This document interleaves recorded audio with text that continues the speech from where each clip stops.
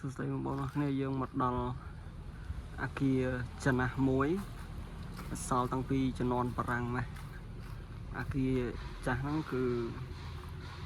ឆ្លងកាត់ច្រើនសម័យកាលហើយតាំងពីជំនាន់បារាំងជំនាន់ប៉ុលពតមកពីមុនមកអាគារហ្នឹងជាមន្ទីរពេទ្យក្រោយមកក៏ខ្លាយជាសាលារៀនតែយូរតាំងពីជំនាន់នេះមកតម្រង់គាត់ថាមើលមករចនាបថមើលមកដឹងថានេះហ្មងដឹងថាអាគារតាំងពីជំនាន់ប្រាំងមើលដំបូលលើយើងចូលទៅមើលខាងក្នុងប៉ុន្តែចូលទៅអត់បានទេដូចជាទឹកលិចខាងក្នុងហើយជាដើរឡើងប៉ុន្តែឡើងអត់កើតខាងលើទៅឈើទាំងអស់ទៅក្តារ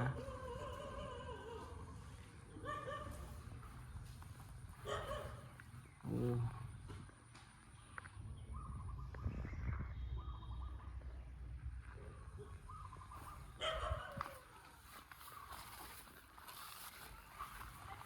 កើតទឹកលិចខាងក្នុងអស់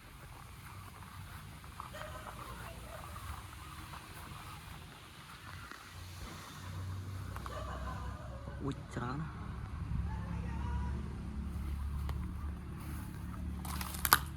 អូ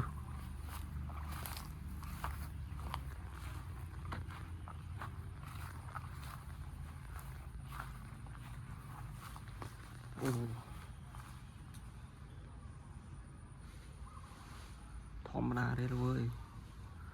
ទ្វាស្ដាយអត់មានចដើឡើងទៅខាងលើបានឡើងទៅខាងលើបាននេះមានឡើងទៅខាងលើផង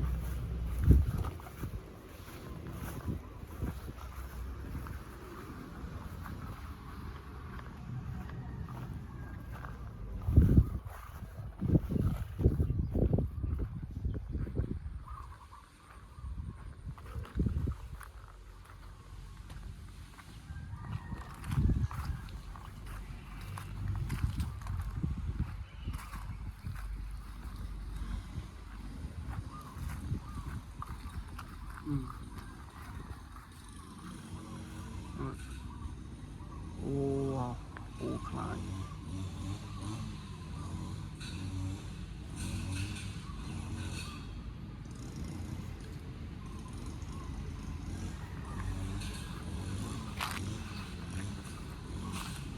មិនណា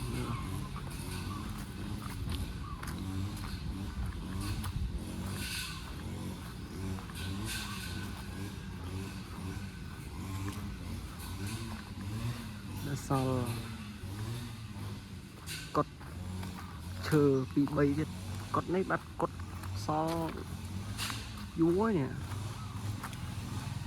កន្លែងយាយធ្វើកម្មដ្ឋានកន្លែងយាយជីថាជីធ្វើកម្មដ្ឋានឬក៏លោកគ្រូលោកធ្វើកម្មដ្ឋានអីនៅហ្នឹងយូរហើយ